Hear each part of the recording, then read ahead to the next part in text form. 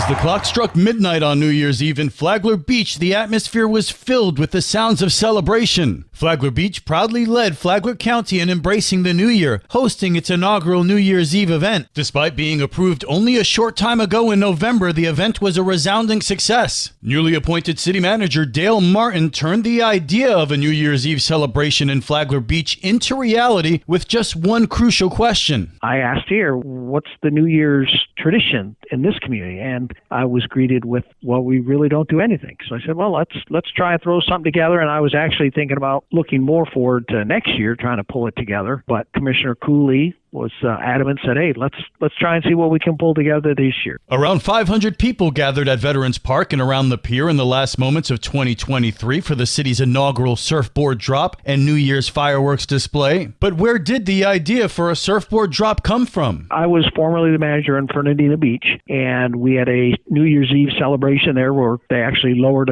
a lighted shrimp, somewhat in similarity to the golden or glass ball in Times Square. And communities, if you do a internet search, you can find communities across the country do similar things for an item that represents their community. And a new Flagler County tradition is born.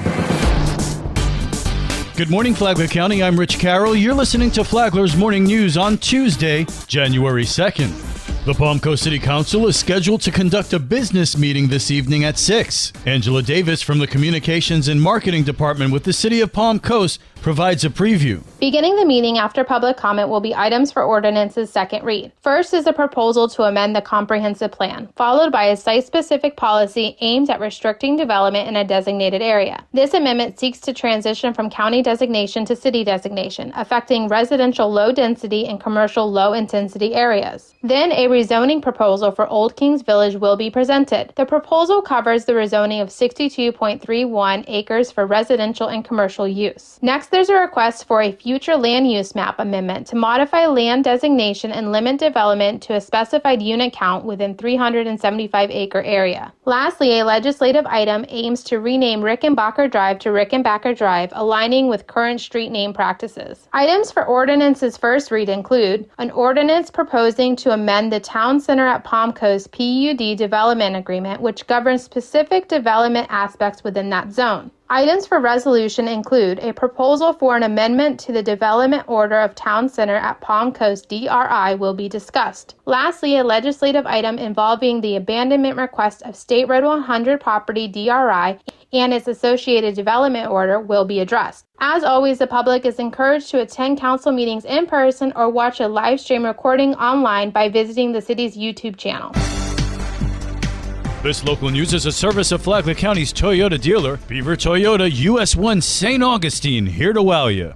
The Palm Coast Fire Department is extremely proud of Battalion Chief Dave Faust for his professional achievement of successfully completing the Executive Fire Officer Program at the National Fire Academy. Public Information Officer Lieutenant Patrick Giuliano applauding the 2-year effort undertaken by Chief Faust. Span of the past 2 years, Chief Faust undergone the EFO program at the National Fire Academy in Emmitsburg, Maryland, which is several trips up there, which are 6 to 10 day programs that he's up there learning about the various facets of fire service. Faust has been with the Palm Coast Fire Department since 2008, rising through the ranks as a firefighter, driver engineer, lieutenant, and battalion chief in 2022. The Executive Fire Officer Program is the pinnacle for the U.S. Fire Administration's commitment to supporting the need of fire and emergency service agencies in preparing future fire officers for the needs to meet the ever-demanding changes of our communities. Faust, now one of 460 executive fire officers serving across the state of Florida. For Flagler's Morning News, I'm Daryl Moody.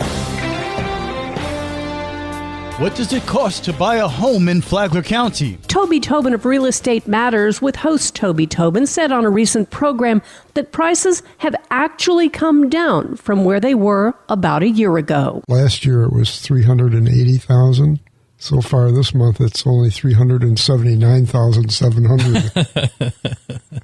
All right, we get a couple $100 discount there. That's pretty good stuff. If you're a follower of the program, you know that second voice was Walker Douglas. Tobin said that as of late November 2023, there were about 182 homes sold, but that number was expected to climb in the remaining days of the month. You can listen to Real Estate Matters with host Toby Tobin here on WNZF on Saturday mornings at 11 or on the Flagler radio app. Tomorrow, the Sideways Market. From the WNZF Newsroom, I'm Deb Albertson. And now you're up to date on Flagler's Morning News. I'm Rich Carroll.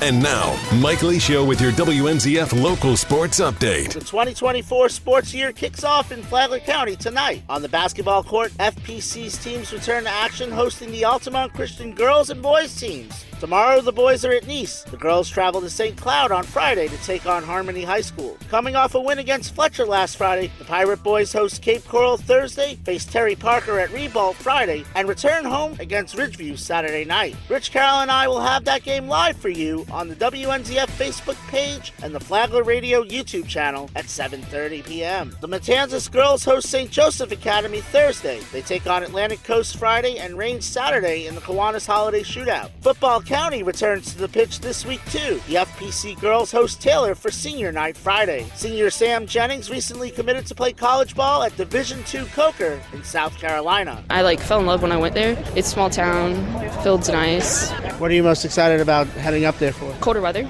Injuries have impacted the Bulldogs, including senior Savannah O'Grady. She talks about the 7 freshmen who have been called up to varsity. Everybody's really stepped up, and the freshmen are coming up big time with goals and stops. One of those freshmen is Ivy Chen, the Bulldogs' 3rd leading scorer. After O'Grady went down against Matanzas, Chen said they were playing for their leader. After our captain got hurt, it was really important to us to stay strong. Freshman Haley Salmons adds, regardless of grade, the Bulldogs play as one team. I think we're doing really good for being a lot of freshmen, but with the mix of seniors, we wouldn't be where we are. Kickoff Friday is at 7:30. The Matanzas girls open their 2024 year against the Bulldogs at Sal Campanella on Monday. Thursday, the FPC boys travel to Mainland looking for their 10th win of the season. The Dogs' 9-3 start is their best since 2014, when they started 8-3-1 en route to a 20-win season. The Pirate boys' 2024 debut is next week. Wrestling, the Matanzas girls joined teams from 8 states at the Wonder Woman Invitational in Columbia, Missouri last weekend. Kendall Bibla and Mariah Mills both advanced to the finals before falling in their title match for the Pirates, who finished 10th out of 103 teams. The Bulldogs won 3-1 in Folkestone, Georgia at the Backwater Duels. All area swim teams were announced by the Daytona Beach News Journal last month. Matilda Noble of FPC and Carolina Uronis of Matanzas made the girls' swim team. Fellow Pirates Sam Peters and Theodore Vanderbilt were on the boys' side. WNZF is your 2024 home for local sports with updates Mondays and Fridays. From the Sports Desk, I'm Mike Licio.